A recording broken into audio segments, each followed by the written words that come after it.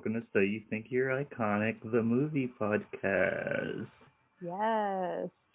We do so many movies. Yes, we do. And we love every minute of it. Every minute of it, even the bad ones. Even the bad ones, especially the bad ones sometimes. Especially the bad ones. Oh, go listen to our Ginger Dead Man. Oh my gosh. That was a wild ride. I loved that. It really was, though. I mean, I'm never going to watch that movie ever again, but it was... And Cool World. Oh, no, I'm really never watching that movie. I'm really never watching that one ever again. Actually, before we even start, how your week was. We got our Spotify Wraps for 2020. I'm going to let you go first, because mine is a little wrong, but you know... I mean, so is mine. Like, my bottom songs for, like, my top 5, I'm just like, I don't think that's true. I'm gonna start with my genres, though, because there is one part of my genres that I'm a little angry at, just because of the definition. Okay. So my top genre is pop, obviously. Number 2 is show tunes. Number 3 is adult standards. And for those of you who don't know what adult standards is, what does that mean?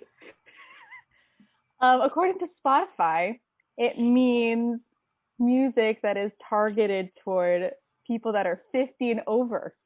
Ma'am, what are you listening to? I don't know. It's just my music. I don't. If you look at my top genres, it is below 30s. Like I don't understand. Like what? I need like a better definition of that. I'm still insulted though that if they said it's over 50. She's listening to like Michael Bublé and Cher. I like Michael Bublé.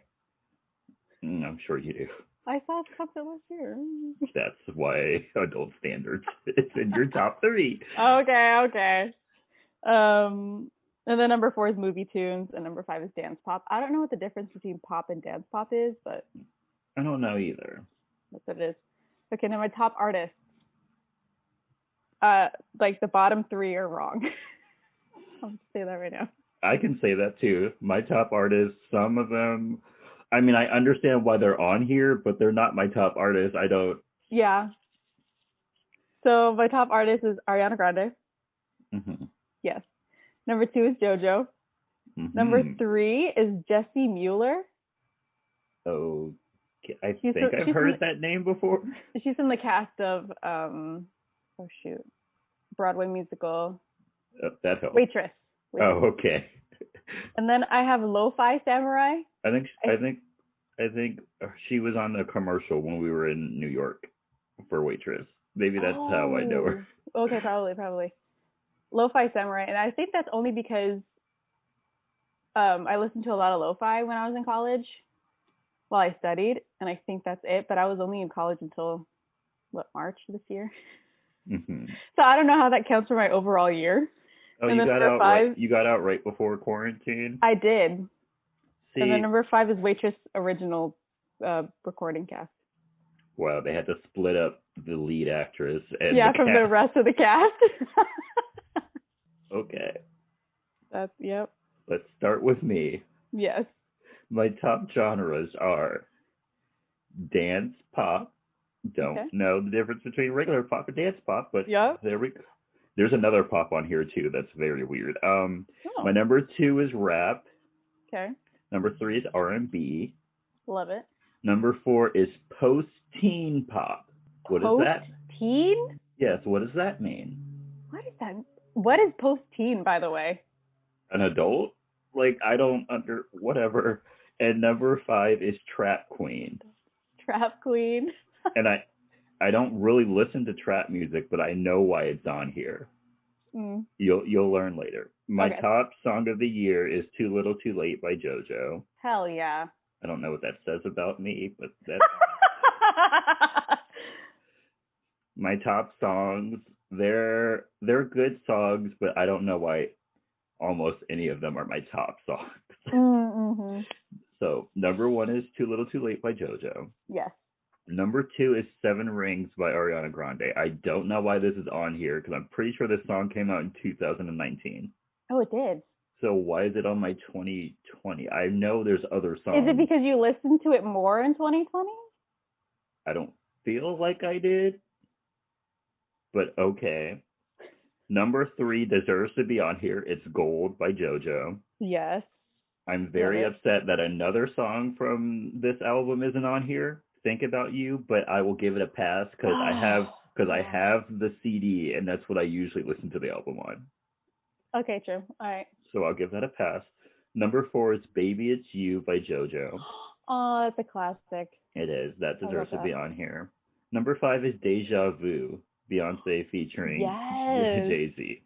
I didn't know I listened to that song that much, but apparently I do. Right.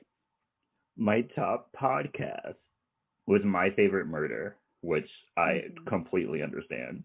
I listened to 89 episodes for a total of 5,301 minutes. Wow. In total, with podcasts, I listened to podcasts for 14,747 minutes this year. Oh my gosh. That's insane. Go off.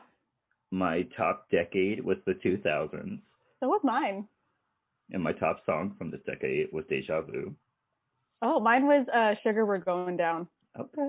My top artist was JoJo. Yes. I was in the top 0.5% of her listeners this year. My second top artist is Ariana Grande. Yes. My third is Beyonce. Go off. That's perfect. That's it. That's perfect. And then we get to number 4, Destiny's Child, which that's fine. I don't know if it's top artists. Like Chloe and Halle aren't on here. That's very strange to me. The math ain't mathing right to me. Because I was there and I know what I was listening to. I know for a fact I went to a run to their Ungodly Hour every day when I was in San Diego in June. So something's not adding up. Right. Okay, and then number 5, I absolutely don't understand why it's on here at all. Okay. I love them, but I don't understand why my number 5 is NSYNC. What? I don't understand at all. Did you listen to a lot of NSYNC? Not that I can think of. I mean, I do have them on a couple of playlists, but like that's it. If anything, if I wanted to listen to NSYNC, I have like 2 of their albums already on my phone. Yeah. So I'm very confused. But it's fine. It's fine. It's fine. Oh, I didn't do my top songs. I'll do my top songs. Oh, what were your top songs? My number 1 top song is Lemons by Sean Wasabi. And I can kind of see it, but I don't think that was my top song. Whatever. Okay. Number 2 is What Dreams Are Made Of by Evan McIntosh. I hope I'm saying the last name right. I was thinking Hillary Duff. I was going to be like, of course that's your favorite song. I mean, it is a bop. I'm just saying. Number 3 is Sunkissed. I don't know how to say that name, but it's a good song. It was on my summer playlist. And number 4, it Only Takes a Taste from Waitress. And then number 5 is Deathbed, Coffee For You. Okay. It's a TikTok song. I don't think I listen to it that much. I have no idea what any of those songs are, but great for you. Yep, that's it. That's my 2020 for y'all. That's it. There were some problems. But we'll let it slide this year. Yeah, just this once. And all I know is that Chloe and Halle better be on my top artist next year. Otherwise, something is going to happen. Right. Okay, that's it. How was your week? It was good. I started my Christmas shopping this week. Girl started. That's a shame. I know. Mister, I've already done everything. It's all wrapped and ready. Yep, everything's underneath the tree. Sheesh. I just want to live my life, bro. So I did that, and yesterday I went on a 8-mile hike. Ooh, fine. It was good. I haven't been on a hike in since my birthday. I mean, we're on lockdown again anyway, so. But we can go hiking. You can go hiking. Mm. Oh, that's not true. Me and Sabrina went hiking. Oh, see? At some point. I don't remember when. It was at all time just melts into one day now. It really does, though. 2020 is just one long day.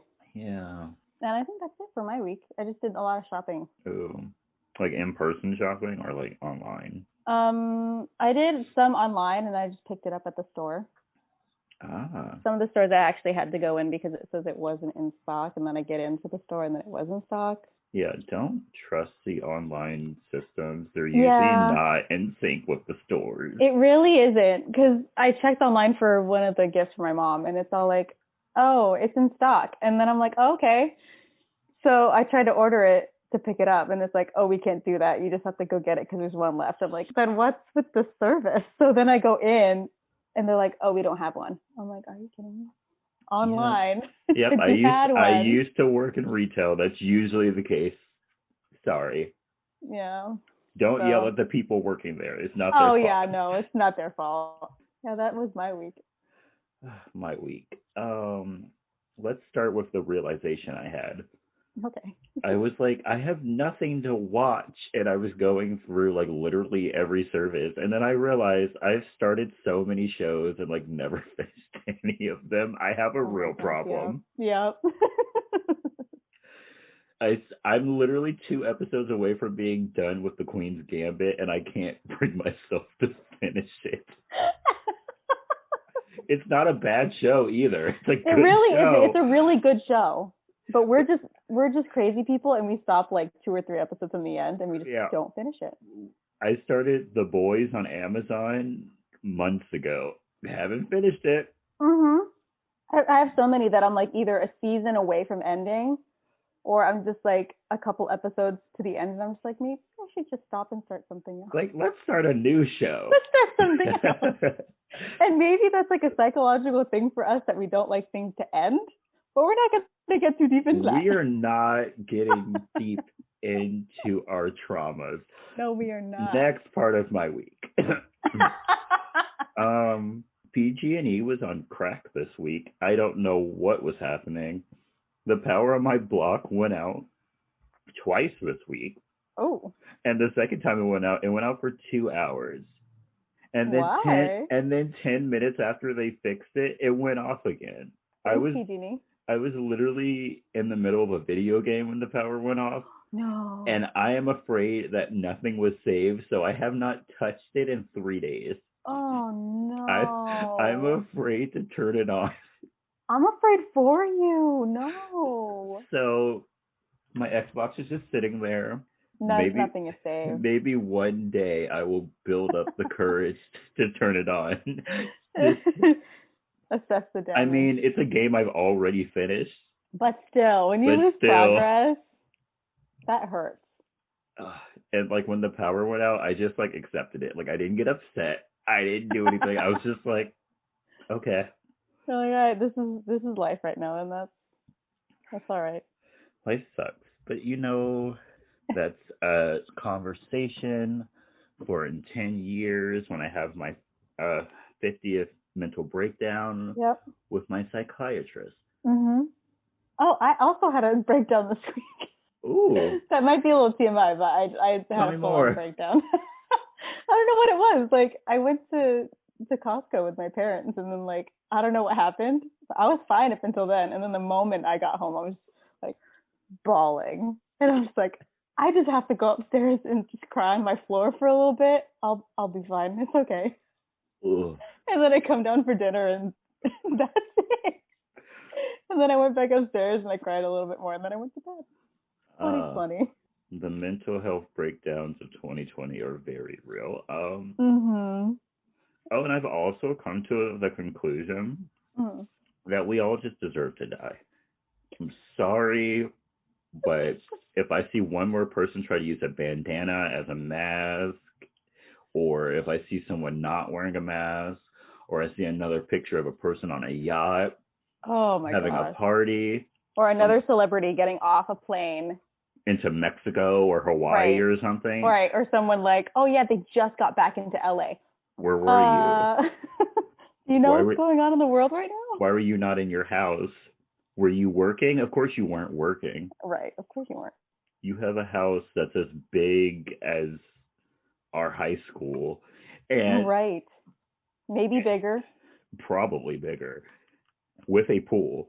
And you want to leave to go to Mexico to be in a hotel with a pool. Right. Like literally the only thing that's changing is the scenery. Yeah, that's it. Like y'all have houses big enough that like you can go like take mile jogs around. You can go play tennis. You can swim. And here I am stuck in 2,000 square feet. Girl, your house is bigger than mine. I take 2 steps and I'm at my back door, so it's really like that. Do you know how much of a vacation I need? Okay. Do you know that 2 vacations of mine were canceled? 2. A cruise and a trip to Mexico. They were both technically trips to Mexico, but still. I hate it here. We really hate it. Let's just get into this movie. I've gone and upset 20-minute intro. So today, we will be discussing 2007's This Christmas. Yes. So, the movie starts off with Madeir, played by Loretta Devine. She's in her bedroom with her not-so-secret boyfriend, Joe. And she's kicking Joe out because her kids are coming home for Christmas, and she doesn't want them to know that she, a grown woman, is dating. Right. Like don't even, like, accept the fact that baby knows. Everyone knows. The only person who doesn't know is Quentin. That's because he's never home. And that's his fault. Yeah. She's sitting here throwing this man out of the house. Right, packing his clothes in a bin. Yeah. To put outside. Like, does he have a place to return to at this point? Who knows? Probably not. Probably not. She's probably like, go get a hotel in LA during Christmas time. Mm-hmm. You'll be fine. You'll be fine. You'll definitely find a room somewhere. You'll definitely find a good room. Mm-hmm. In an area that isn't infested with crime. Yes. You will feel safe when you go to sleep at night. Yep. And so then we have cutaway scenes with her other children and their lives, while a jazz version of Santa Baby plays in the background. And then we cut to Quentin, played by Idris Elba. And he's playing in a jazz club when he's approached by 2 men who he owes money to. And then there's an insane chase scene where he literally jumps through a window. Yeah. Also, I love the fact that he didn't give them like a second to even say anything to him. Yeah, he just knocks that guy over the head with a bottle. He's like, all right, let's go. You're going to get a bottle to the head. And then we cut to Baby, who is played by he who will not be named. Yes. And he's excited because Joe bought him a Nikon camera for Christmas, which he calls the Rolls Royce of cameras. And I don't know about that. Yeah, I really don't. Nikons give me like Honda Civic vibes. Like they're not flashy, but they get the job done and they don't break down that often. Right. I also have a Honda Civic. This is also a call out to myself. Yeah. I need a Rolls Royce. Actually, I don't. They're very ugly to me. Yeah. But a lot of the luxury cars are actually pretty ugly. Yeah, have you seen like those Porsche minivans? Those things are so ugly to me. Yeah, like you're a sports car company. Why are you coming out with a minivan? Why are people buying them? Right. They don't even look that big. They just have the Porsche logo on it, and that's enough for some people. Yeah. Also, wait, I'm gonna just say this. I love how when Baby thanks Joe for the camera, he's like, I know you guys can't afford it because it's like so expensive or whatever. And then he proceeds to throw on a Ducati backpack. a Ducati backpack, even now, is like, depending on what you get, is close to $200.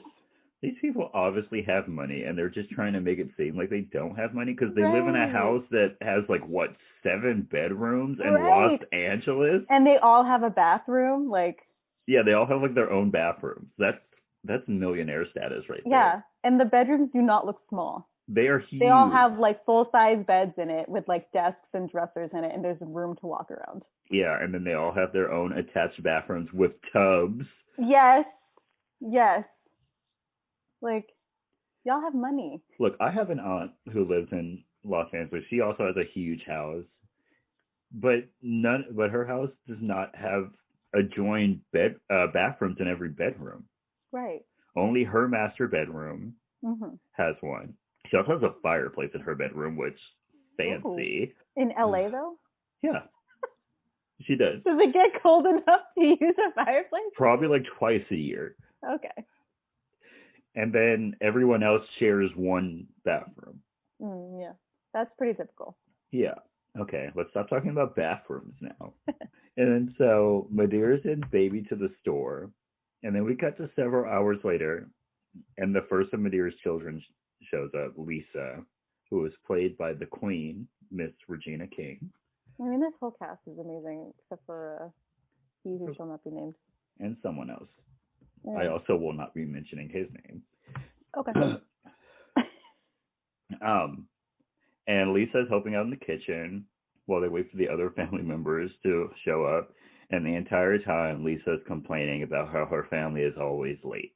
Lisa is me. I am Lisa. I hate how 95% of my family is late all the time. You know, that's how it is. It ain't a Filipino party too, unless you're like an hour late. See, no. So. Ask anyone I do anything with, I'll be like minimum 15 minutes early. Yeah. True. So, outside, all the men go out and look at Lisa's husband, Malcolm. I said Lisa's. New car. And Malcolm foolishly says that his car is a good investment. This is how I know this is a bad businessman. Everyone knows that cars are not a good investment. Yeah, the minute you drive it off the lot, the price diminishes. And with every mile you drive. And they literally drove from San Francisco to LA. That easily cut off like $200 off of the value of that car. Easily. And then while outside, Lisa's sister Kelley drives up in a BMW convertible. And she obviously doesn't like Malcolm. And so then I didn't like Malcolm. Yeah, I hated Malcolm, like, even before they got to Madeira's house. Oh, yeah. When he comes in and he's all like, Lisa, you said you're going to be outside. And she's like, well, I forgot something upstairs. She's like, well, get outside. And I'm like, oh, no. No. He's greasy. It's fine. And so Kelley comes inside and says hi to everyone. And she asks if she can help cook, and everyone immediately says no. Every family has a Kelley. Yeah. And so while Lisa is roasting Kelley about her cooking, their brother Claude walks into the house in what looks like a Navy uniform, even though he's supposed to be in the Army. Oh, yeah. He comes in a blue uniform, right? Yeah, I even looked up the Army formal uniform. That's not it. So... Oops. They could have did a little bit of research. A quick Google search. Right. Never hurts anybody. Mm-mm. And so the sisters start to fight because Kelley and Lisa argue about how Lisa had to stay home to help run the family dry cleaning business.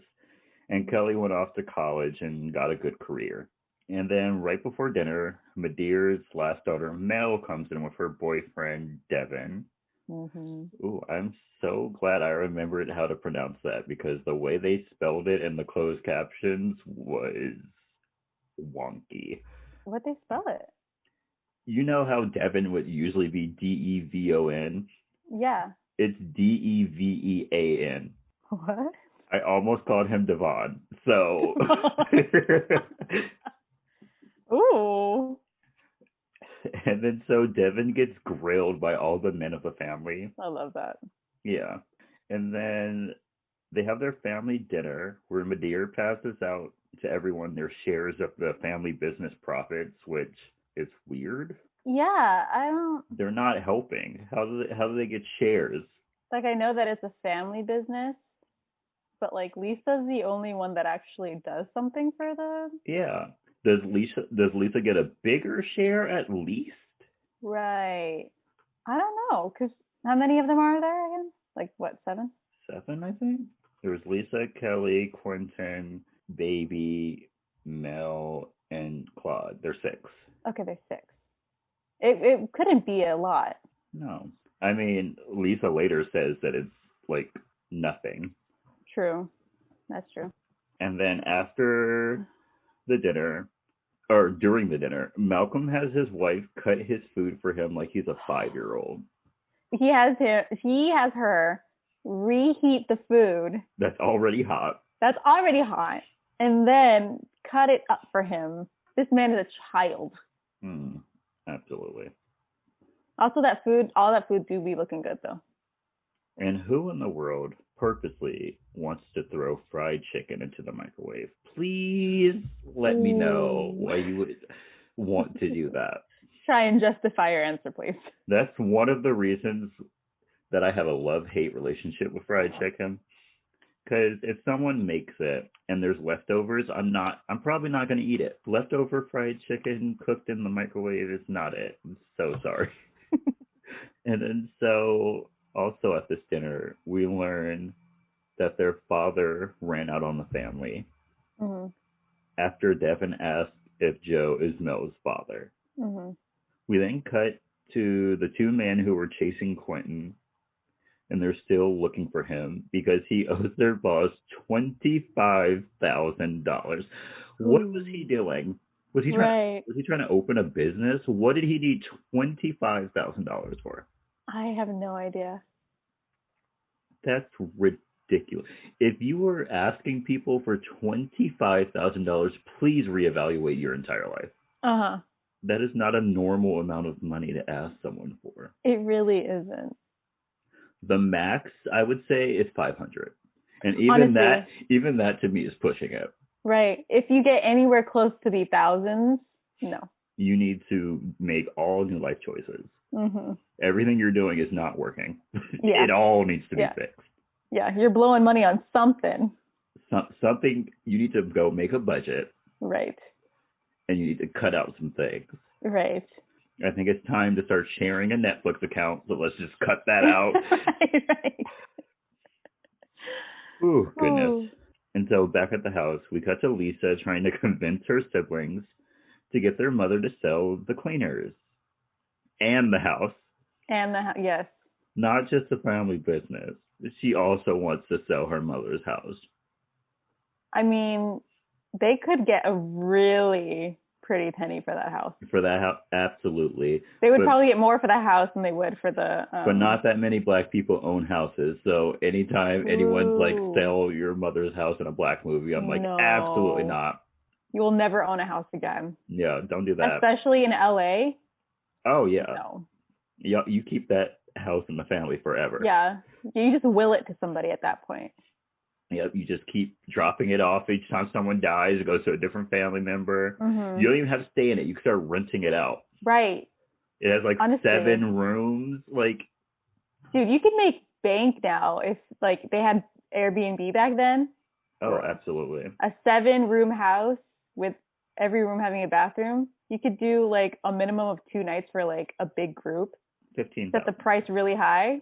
People would do it. $1,500. Wow, why did I just say $15,000? This is not the 4 Seasons in Hawaii. Let me calm really down. But you could charge some good cash for that. Yes.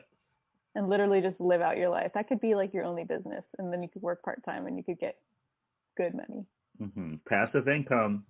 Look it up. Kelly is able to see right through this and knows that Malcolm is behind this and calls him out on it.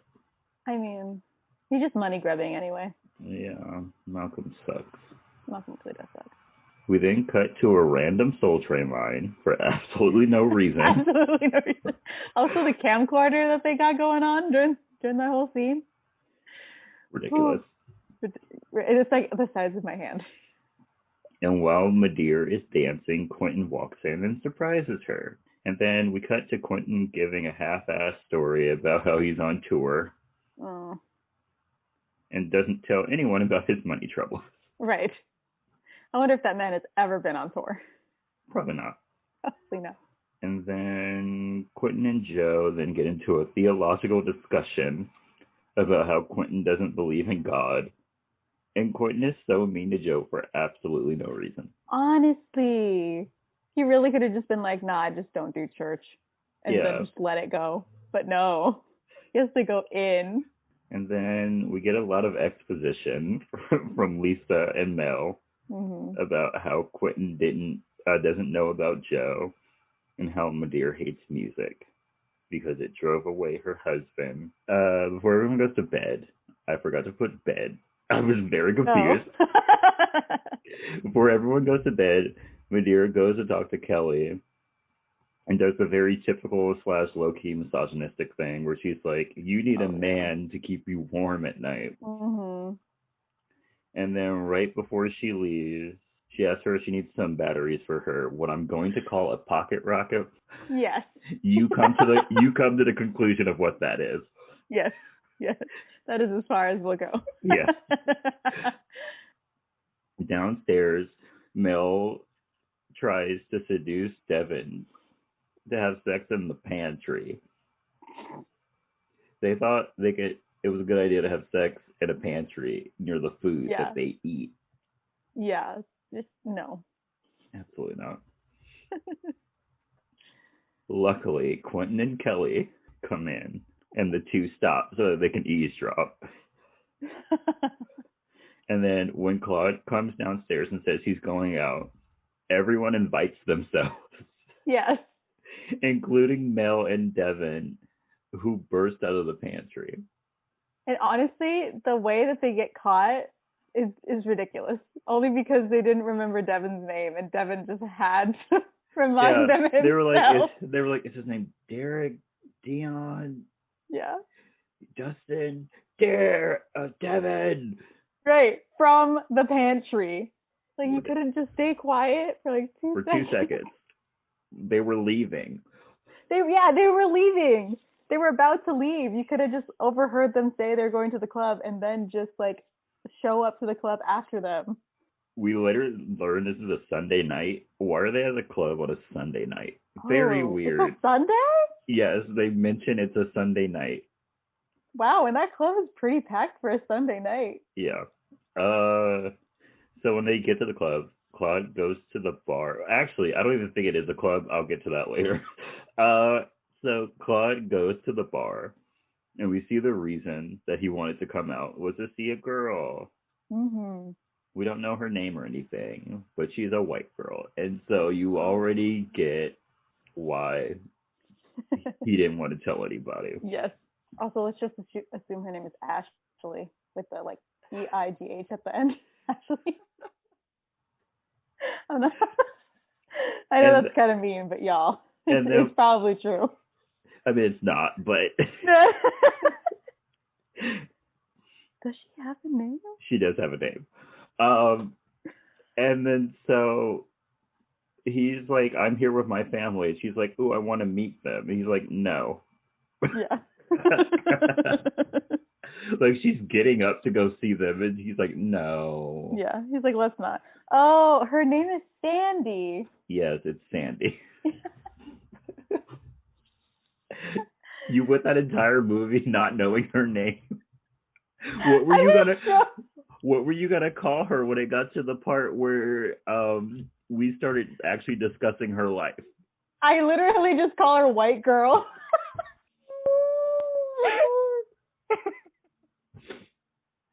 I'm sure I heard Sandy at one point. But I'm keeping all of this in. I don't know why her name didn't stick with me. I'd literally just call her White Girl in my notes. Ooh. Maybe that's what we will just call her. We'll just call her White Girl. Okay. We'll just demean her to the color of her skin. Oh, I'm so sorry, Sandy. And then so he's like, no, you can't meet them. I need to tell my mother first, and I'll tell her tomorrow. Meanwhile, on stage, Baby is introduced, and he begins singing at the open mic night. This is when I was like, I don't think this is a club. Yeah. Because clubs don't have open mic They don't have nights. open mic nights. I've never been to a club before, so I could be wrong. I mean, neither have I. But I'm pretty sure they don't. Like, the closest thing I've been to a club is a bar in Mexico with a dance floor. Yeah. Where two pervy guys tried to hit on me and my cousin, but that's a story for another day. Maybe it's like one of those like strictly like music kind of clubs where like they like do this type of stuff. I've never been to one, so. Sure, we know all about clubs. Of course we do. We love the nightlife. We love getting dressed, paying $20 to enter a place. Standing maybe an hour in line to get in. Paying $15 for a shot. And then be rubbed upon by strangers. Right. In a close, dark, hot place. That sort of smells. Yeah. Yeah, I love we it. love it. And so we then have a 4-minute performance of Try a Little Tenderness for absolutely no reason. Yeah. Other than to hear He Who Shall Not Be Named sing. Yeah. That's the only reason. Right. And maybe to see Kelley like hit it off with a guy. Hit it off with Mekhi Phifer. Who we also don't learn his name till very late in the movie. Oh yeah, I don't think I knew his name. That's his real name. That's not his character's name. Just so you know. No, yeah, I know, but like I don't know his name in the. And then literally directly after the performance, Claude gets into an altercation with two guys after they insult his girl.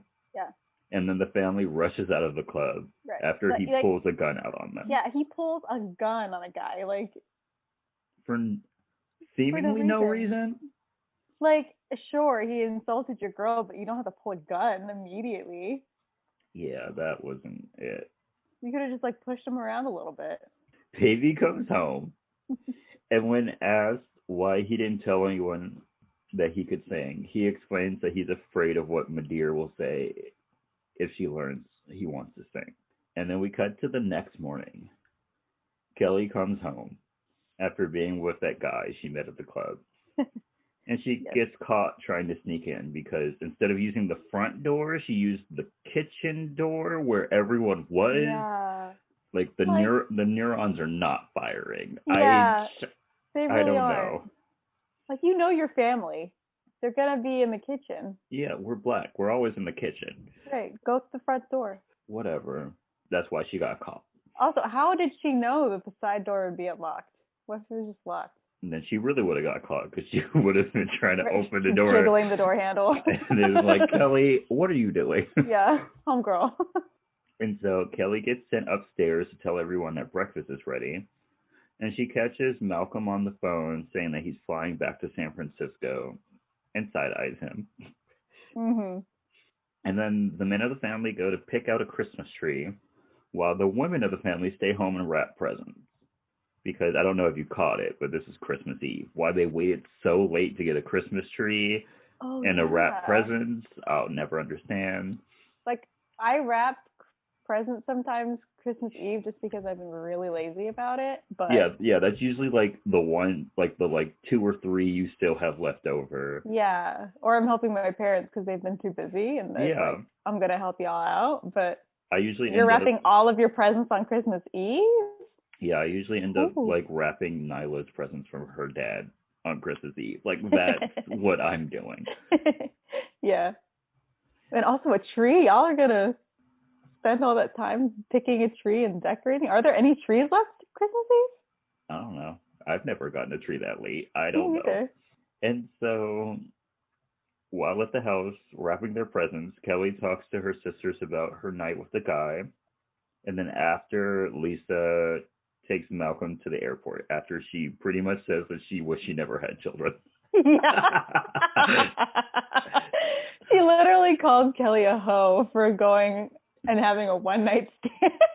And then exposes herself to be like, you're going to wake up one day having 2 kids that call you mom. And she's like, wait. She literally was like, did I just say that out loud? I've had one of the moments. It was not that embarrassing, but I've had one of those moments. And then, so Santa comes to the house. Santa. And he's talking to the kids. And it turns out to be the man that Kelley met at the club. Mm-hmm. He's there on his way to like a firefighter thing. Yeah. And then he stops by to drop off Kelley's watch. And the entire time he's like interacting with the kids, Madeira's like in the background, like side-eyeing him. And she says to Kelley, do you know this man? And she's like, yeah, it's Quentin's friend. She's like, okay. Keep an eye on him though around the kids. Which is completely understandable. Yes, it is. And then, so after he drops off the watch, they make a date for 9 o'clock that night, which is Christmas Eve. Yeah. Where are you going Christmas Eve night? Yeah. Like she's clearly at home with her family. Yeah. For Christmas. And what do you do? What? And he states that he's a firefighter. How did he get Christmas Eve off? Yeah. I have a feeling Christmas Eve is a big night for like accidents. Right. People getting drunk, getting into accidents. Yeah. Accidental cooking fires. Like, come on now. Yeah, so something's going down, especially in LA. Mm-hmm. And then so we have a scene where Claude is trying to get a hold of his girlfriend, and he keeps talking about how it isn't the right time. It's Christmas Eve. She is in a hotel by herself. On Christmas Eve.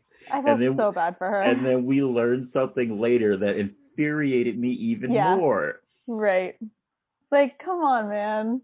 And then it was at this point of the movie where, like, I really noticed Rosie because she had, like, a speaking part. Who is Rosie and how is she related to this family? Oh, yeah. I don't know.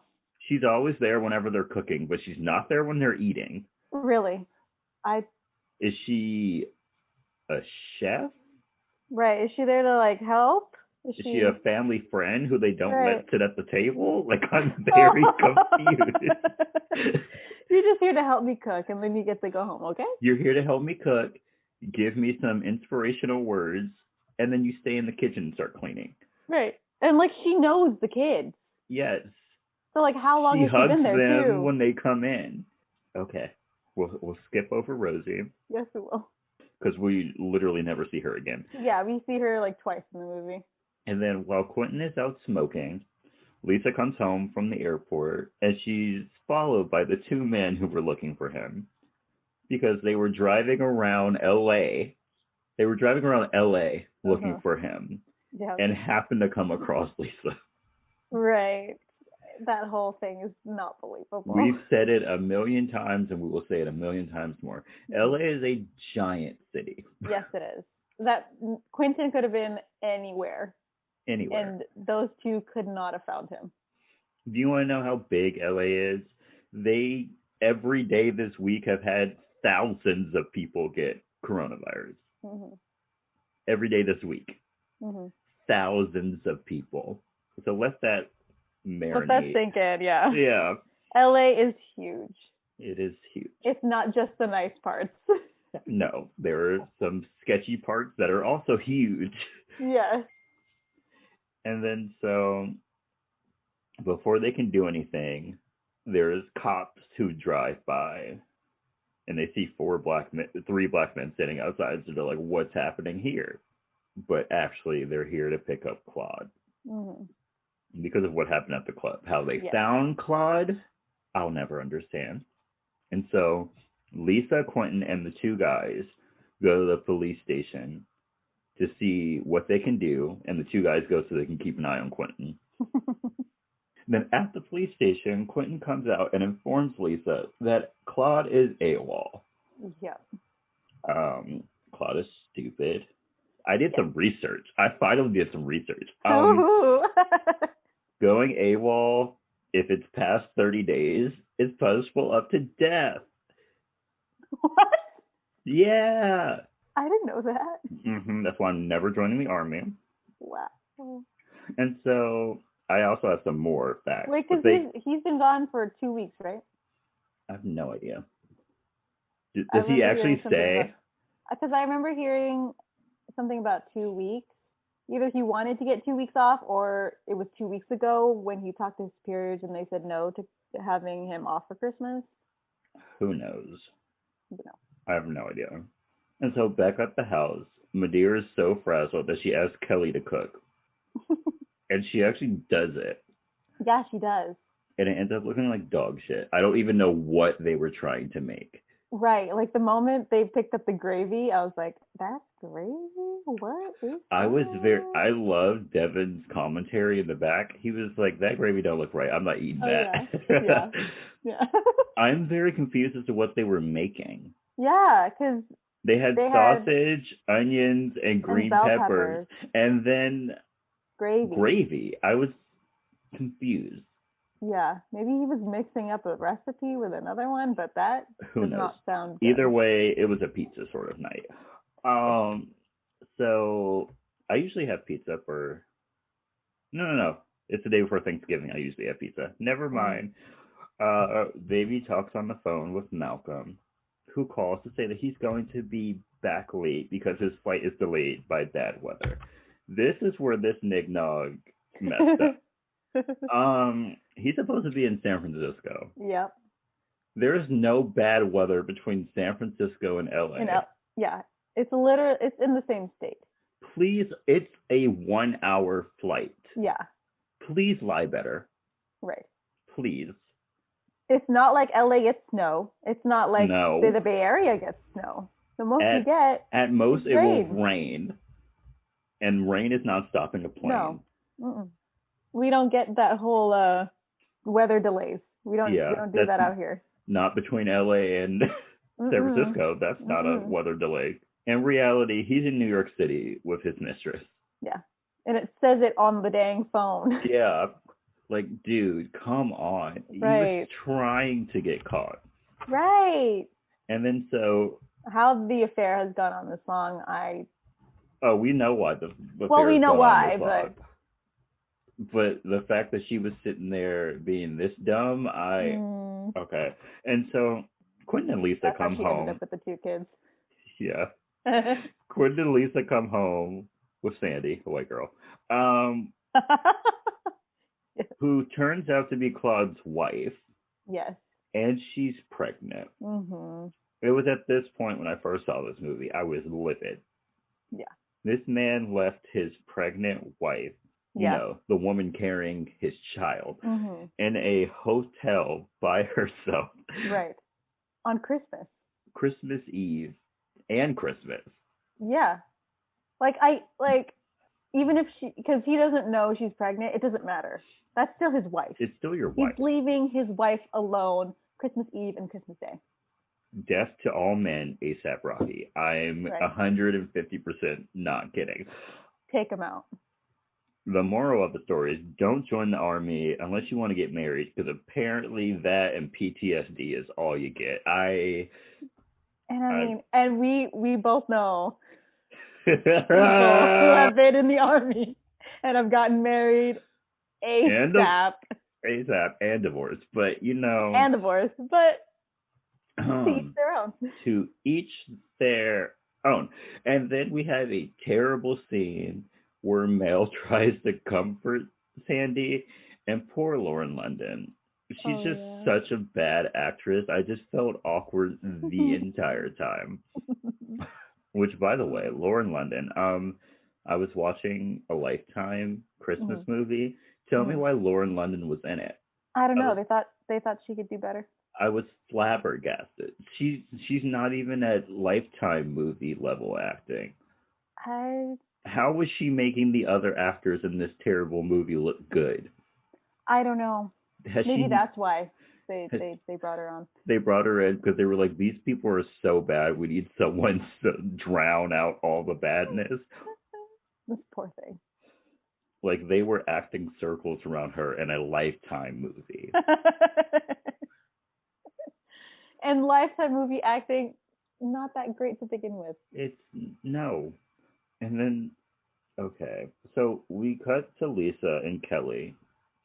They're outside, and they get into a fight because Lisa always complains about her life, and Kelly is like over it. Mm-hmm. And then Kelly tells Lisa that Malcolm is cheating on her. Lisa knows that he's cheating on her, and she looks past it because she doesn't want to start over. Ooh. She's risking getting an STD because she doesn't want to start over. Right. That's great. She'd rather be miserable for the rest of her life than start over. How is that any different than starting over? Right. Because there's various scenes in this movie that show that they don't have sex with each other. Yeah. So you might as well be single. Mhm. You're really just starting over. There's nothing happening in a relationship. Nothing. And then they get into like a fight in like a torrential downpour in Los Angeles, which and so that's a stretch. Yeah. A pissed off Lisa gets into her Escalade and drives off. Mm-hmm. And then back inside the house, Quentin gets into a fight with Madeir because he doesn't want her and Joe to live together, which is problematic. Yes. Like, she's an adult. Right. Like, you have zero say. Zero say. It's in how she lives her life. Yeah. Also, this woman gave birth to you. She will take you out of life immediately. Like, it's giving me very, I'm still a child. That's what it's giving me. Mm-hmm. Because I'm going to throw a tantrum until you listen to me. Because I used to do that when I was a child, and my mother would date. I would be like, I don't like him. I was usually right, but we all can't be me, Quentin. Some of us have to be you. Yeah. And so he tells her that he's leaving, and what we learn is practically the same way that his father told her that he was leaving. And then we cut to a distraught Lisa. She's driving around. She parks her car, and then she drives the car into the LA River. If you don't know what the LA River is, that's because it pretty much doesn't exist. Yeah. So let me give you like a picture of, you've seen the LA River before in a lot of movies in time, but the biggest one is Grease. You know where they have the car race in Grease? Yep. That's the LA River. Yeah. That little like puddle they splash through. That's the LA River. That's the LA River. That's what it usually looks like. Yeah. It does not rain enough in LA for LA to have a river. It was rushing in this movie. I was like, wow, I've never seen the LA River that big. Well, they were also having torrential rain. Yeah, for like 2 seconds though. It only rained for like 2 seconds. True. Also, during this whole scene, like the only thing that was going through my mind, like I know it was like supposed to be emotional for her, but the only thing going through my head was, "I'll bust the windows out your car." After I saw you playing next to her. Hey. Okay, it was a sad scene. It really was. It was very emotional. She was coming to terms with her terrible relationship. We shouldn't be like dancing. But yeah, the LA River is pretty much an above ground sewer. Mm-hmm. It just takes runoff water. Like, that's it. Like, you could barely like put your foot in it and get like up to your ankle kind of. Yeah. That deep. Don't stick your foot in the LA River, by the way. Ew, please don't do that. Don't. Ew. No. The amount of... I should have used a better analogy, but... Yeah, please. Do not. Don't even try to drink it, please. No, that will start a whole new pandemic. We do not need that. Yeah, you might start glowing. You want to be a mutant? Go drink from the LA River. And not one of the fun X-Men mutants, but like one of the kind where like you melt into the floor. Uh-huh. And then like your DNA turns into like sparkles. Like, it's not going to be, it's not going to be cute. Like your arm will start to eat itself off, and skin will start flowing. Yeah. That kind of mutant. You look like something off of Scooby-Doo. Yeah. It won't be great. It will not. Oh my gosh, we need to do that movie. Yes. The live action Scooby-Doo. Yes. I love the innuendos in that movie. Amazing. Back to this movie, though. Then we cut back to the house. Kelly's date, who we now know his name is Gerald. We've only met him like 3 times before this. He shows up and she's like, I've had a bad day. I can't go on this date right now. And then after he tells a sappy story, she invites him inside.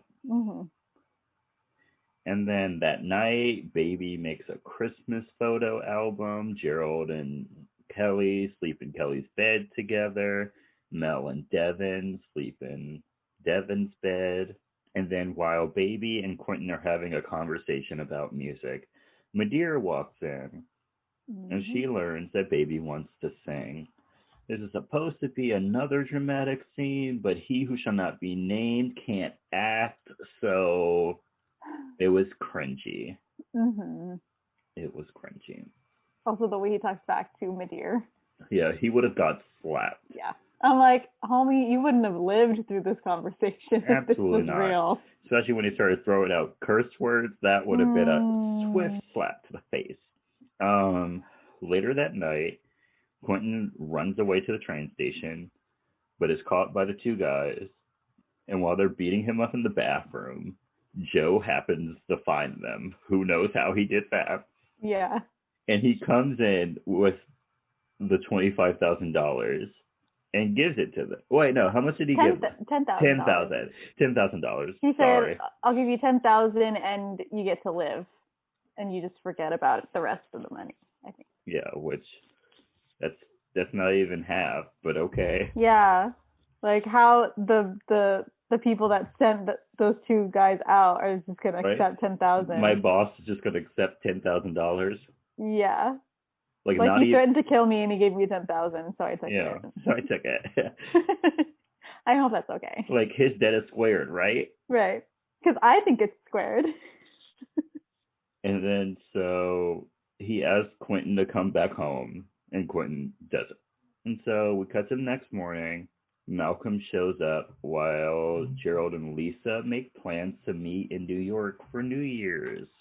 Malcolm comes upstairs to see Lisa laying in bed in lingerie, and she's like, go take a shower. And so while he's in the shower, she secretly goes and gets baby oil and oils the floor. She starts an argument with him, and when he steps out of the shower, he starts tripping on the floor while she whips him with a belt. Go off. It's the best scene in the entire movie. Yes, it is. I mean, it's low-key abusive. Like, don't do that. Yeah, it's high-key. High-key abusive. High-key abusive. But she doesn't just physically abuse him. She has a belt in her hand. Yes. And like whips at him. If he wanted to be petty, he could have called the cops, and she could have been arrested for domestic assault. But right. You know, yeah. And did you notice how she was like low-key scared? Oh, I know. Like she would like snap the belt down and like immediately jump back. jerk away. And then so we cut to Lisa and Kelly sitting outside. They're ready to go to church. Mm-hmm. And then they have a heart-to-heart. And they end all of their fighting. And then they have a good laugh over her putting baby oil on the floor and beating Malcolm with a belt. Because apparently Malcolm just left. Like, he didn't do anything else. Like, right, he didn't retaliate. He didn't, like, yell at her. He just left. Accepted it and left. And then, in what car? I don't know. He probably had to call himself a cab. Yeah, probably it's called a cab. Did they have Uber in 2007? Oh, I don't know. Probably not. The family then goes to church. No, they most definitely didn't, because my sister was born in 2007. No, they did not have Uber. Okay. The family then goes to church, where Baby sings This Christmas, and Claude gets in a church. And then Claude gets to say goodbye to his family before he gets sent away to military court, where in best case scenario, he gets 1 month of confinement and forfeiture of 2/3 for 1 month of pay. Worst case scenario, he gets a dishonorable discharge and plays house for 1 year with a 6'5" tall man named Tiny. So, yeah. I hope it was worth it. Claude did not get a good ending. I'm so sorry. They tried to Really play it didn't. off as he would get a good ending, but like I did my research. Right. No. No. Like, I know Joe said that he was going to talk to one of his guys that was, I thought that was just so that they could see him. I don't know. I just remember that said he would talk to one of his guys that was in the army, see what he could do for him. All I know is they tried to play this off as a happy ending, and it is not a happy ending. He's basically leaving his pregnant wife alone again. Like, either way, he's going to jail, either for 1 month or for 1 year. Like, yeah.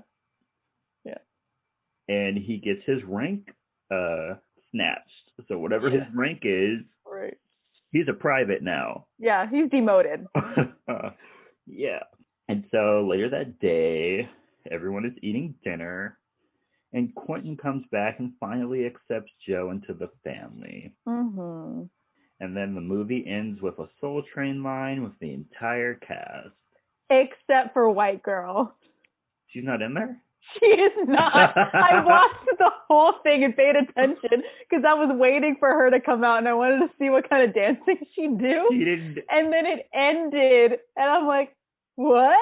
She's not included in the dance line? Oh no. Yeah, they didn't include her. They included the what's her name?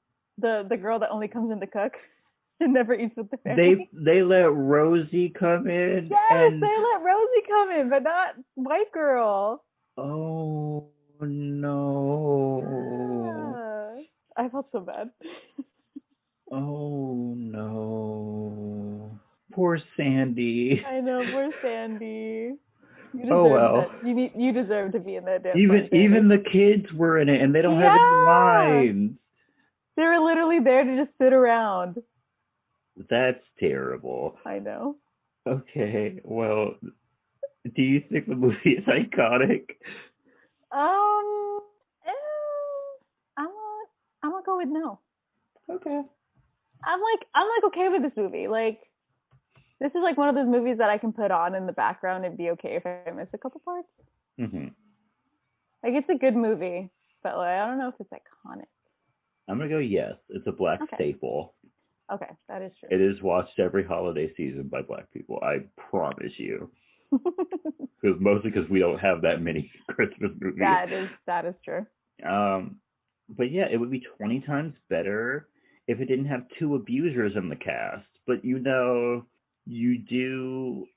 what you gotta do with the information that you know. Yeah. So yeah, like I think you all noticed I never said the actor who plays Baby's name, and I never said the actor who played Claude's name. So yeah. Yeah. Let's skip on over to the movie facts.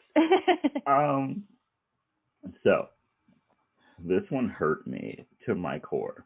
Oh, why? Lauren London was offered her role in this movie without having to audition based on her performance in the 2006 movie ATL. She is also terrible in that movie. Wow. I mean, I low-key think that entire movie is bad, but if there's any Black people listening, it's not. Black people love that movie, and I have no reason why. It's not a good movie. Like, T.I. is the lead of that movie. Yeah, that should say a lot. Yeah. The critical thinking is not there. But you know what? I will let Black people have whatever they want. Yeah. You take it. We can claim anything is good. I don't care. The Soul Train line at the end of the movie was the actors dancing themselves, not their characters. Mm-hmm. Except for Sandy. Except for Sandy. I can't believe that Rosie got to dance and not Sandy. She did. And then this movie was made on a budget of $13 million. Really? And made $49.8 million. Yes. We love to see Black people thriving. Heck yeah, we do. Also, I love hearing like movie budgets because I never expect them to be that high. Or that low. Every movie you see in theaters is probably a minimum of $10 million. Just know that. Yeah. But sometimes the quality does not match the budget. Oh, yeah, definitely. So do you have any recommendations for this week? I do. So, because it's the holidays, I'm going to do the Great British Baking Show Holiday Edition. Okay. We love to see all the Christmas goodies. And I love the British Baking Show anyway. So, like, the Christmas edition just has a special place in my heart. Mm-hmm. Everything looks so pretty. I've actually never watched any baking show. So maybe I'll give it a whirl. Yeah. It's not like American like baking shows. They're like super nice in the British baking one. Okay. They're like not mean to each other at all. And I love that. I'll give it a try. Yeah. So, my recommendations. My first one is the new Selena show on Netflix. Oh yeah, I wanted to watch that. I have not started it yet, but I've heard it's good. So looking forward to that. Mm-hmm. And then my Christmas recommendation is Tori Kelly's Christmas album, A Tori Kelly Christmas. Yeah. It's very good. Mm-hmm. She gave me a new Christmas song called 25th. Love it. I love it when people give me new Christmas songs. Yes. that are good as well. That are good because, listening to the same 10 Christmas songs all the time gets a little annoying. Yeah, it does. So, also, if we would like to put it out into the world that after the Mariah Carey Apple TV like thing with Ariana Grande and Jennifer Hudson. That we would like to petition to have Tori Kelly, Ariana Grande, and Mariah Carey sing a song together, just with like the whistle tone.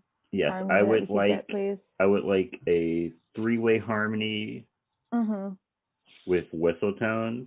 I don't know. I don't know if that's logistically possible, but like they can make it possible. I'm sure it's possible. Also, if we could also throw JoJo in there just for the runs that she could do with all of them. JoJo and Mariah have met, so where is the song? Where is the song? Where is it? I need the song. Didn't Tori Kelly and JoJo just come out with a song? I think it comes out like next week. Okay, so we just need Ari. Mm-hmm. Where are you at, girl? Yeah. Please hurry up. Yes, we have spoken. Also, a Christmas album would be nice. And the world is dying, so we need it now. We needed it yesterday. We needed it 8 months ago. Yes, we did. At this point, we needed it in 2019 so we could survive 2020. Yes. I'm convinced that if Mariah Carey and Ariana Grande were singing together in 2019, we wouldn't be in the predicament we are now. We wouldn't. The high notes would have radiated through the air and killed all the COVID. Like it would have been amazing. Yeah. It would have eradicated any disease. 2020 would have been blazing good. The aliens would have finally accepted us. Right. We would finally accept that, America would have thing. Yes, America would have universal health care. Like the entire world would be better. Mm-hmm. Right. But now we're stuck. Here we are. Here. So, thank you for listening. Yes. Thank you for listening through our very long intro and our very long outro. It's just a thing now. if you've been listening for more than one episode, this is what we do. And you're here for it. You're here for it. Don't forget to follow us on our social media. We have a Twitter and an Instagram. Yeah. They're both at SYTYI Podcast. You can also email us at, you guessed it, SYTYIPodcast@gmail.com. Yes. Give us a little email about why you love Lauren London. Oh, please. Please explain to me why you like Lauren London. Other than the fact that she's pretty. Please give me something. Yes. Because we know she's pretty. Yes. We get it. I've seen almost everything she's been in, and I can 100% conclude that she is not a good actress. I've seen her movie work. I've seen her on The Game. I've seen her Hallmark movies. Please explain to me what I'm not seeing. Yes. We need to know. Yes, please. Don't forget to share us with your family and your friends.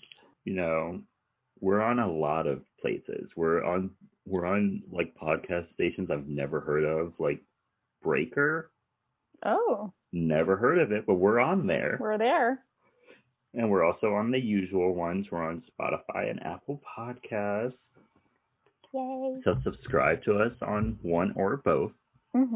There's no excuse. Yeah, and then you can leave us a review and rate us on Apple Podcasts. Yeah. Okay. Tell us you love our long intros and outros. Please. And then we're in the home stretch, people, but continue to wear your mask because the cases are skyrocketing. Isn't even the word anymore. It's like if you put a ball of metal into a volcano right before it exploded. That's kind of what's happening. Yeah, we're just on fire. Yeah. It's that meme with the dog and the fire, and it's like, this is fine. It's not fine, but it's not fine, but that's where we are. Yeah. Wash your hands, wash your mask. Yes, please. Yep. And stay iconic. Stay iconic, y'all. Bye.